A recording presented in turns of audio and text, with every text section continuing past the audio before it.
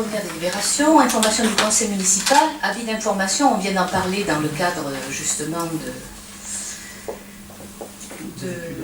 du numéro 33 là. Donc, avis d'information sur le lancement de la procédure de modification simplifiée numéro 2 du PLU. C'est Daniel qui va nous en parler. Donc, par arrêté numéro 454 du 16 mai dernier, la procédure de modification simplifiée numéro 2 du PLU a été engagée. Donc, le projet de modification vise à réduire l'emplacement réservé numéro 109 pour partie sur le bâti de la parcelle BO numéro 11, de supprimer la marge de recul des kilomètres de part et d'autre du canal de Provence sur la parcelle BE 320, de recaler l'espace boisé et l'intérêt paysager en fonction de la réalité du secteur de la route Martine,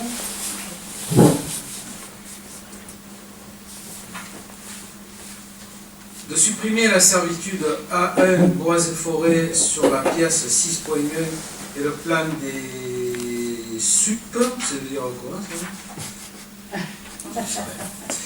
Cette servitude a été abrogée par l'article 72 de la loi 2001-602 d'orientation sur la forêt. Servitude d'utilité publique, voilà.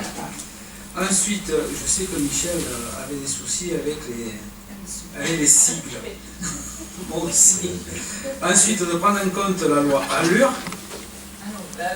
D'accord.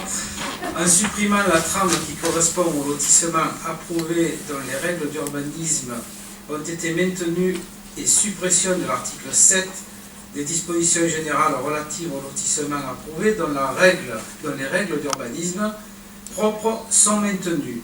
Ça, c'est le premier point. Et le deuxième point, en supprimant le COS et la superficie minimale de terrain dans l'ensemble des zones concernées, tout en instaurant dans le respect des orientations du projet d'aménagement et de développement durable des règles d'emprise au sol et un ratio de végétalisation obligatoire des opérations. Ensuite, modifier l'article 11 UA.2.8 afin de permettre la réalisation de balcons sur la partie privative des propriétés.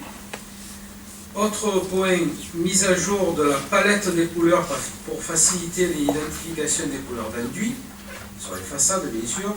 Soumettre à déclaration préalable les travaux de ravalement dans les zones UA et UC hors secteur UCH, c'est-à-dire les hameaux qui sont éloignés du village. Ensuite, la rectification d'erreurs matérielles. Dans l'article 11N, dans la partie relative aux clôtures sur voie publique, ouvertes à la circulation et aux espaces publics. Dans l'article 18, les dispositions générales relatives aux zones de risque, le déplacement ou la reconstruction de clôtures faisant obstacle à l'écoulement des eaux est autorisé. Enfin, dans l'article 11 UC.2.7 et l'article 11 AUH1.2.8 relatif aux superstructures et édicules techniques et l'annexe 10 relative au calcul de la hauteur. Emplacement réservé numéro 105, erreur sur le nombre de logements sociaux projetés. Modification de l'article 2N du point 3 pour les déblais et remblais nécessaires à la réalisation du projet du réservoir Langarié de la Société du Canal de Provence. Et au point 5, étude de la possibilité d'une implantation plus éloignée de l'abri de jardin dans la zone NB. Tout ça, bien sûr, ça a été à la demande de certaines personnes. Lors de cette séance, le conseil municipal se prononcera sur les modalités de mise à disposition du dossier de projet de modification simplifiée numéro 2 du PLU. Cet avis d'information n'est pas soumis au vote de l'Assemblée délibérante.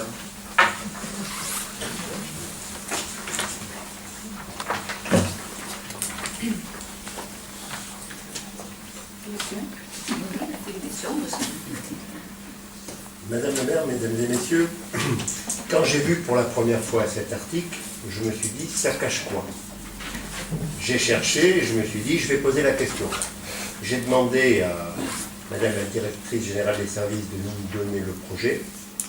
J'ai essayé de regarder ce qu'on m'avait donné, et puis M. Gouiran est passé. Et en quelques minutes, il m'a expliqué de manière très simple l'objet de cet article. Et je pense que ce qu'il a fait ce jour-là, il pourrait le faire un peu plus régulièrement et un peu plus généralement lorsque les projets, dans ce genre de projet, le conseil municipal aide les gens.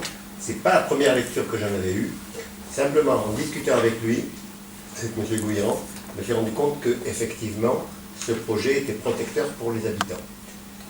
Mon propos n'est pas de critiquer ce truc-là, cet article, mais de vous demander de faire en sorte que les articles soient un peu plus simples, de manière à ce qu'ils soient mieux compris par les gens.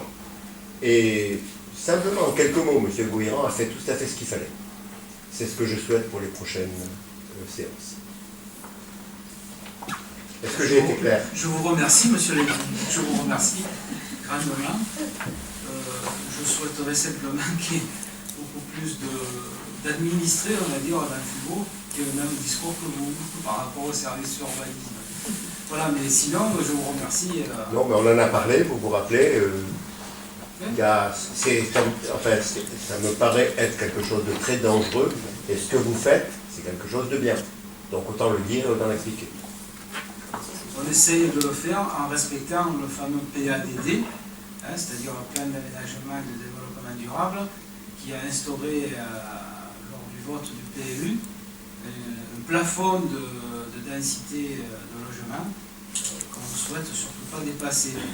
Et au plus tard on y arrive, au mieux on se porte. Voilà. Donc pour conclure, quand vous faites quelque chose de bien, je le dis. Quand vous ferez quelque chose de mal, je le dirai aussi. Pas de problème. Merci. Je vous remercie. Est-ce qu'il y a d'autres questions? Donc, je pense que ça n'a... Voilà, il n'y a pas de vote pour cette délibération. Donc,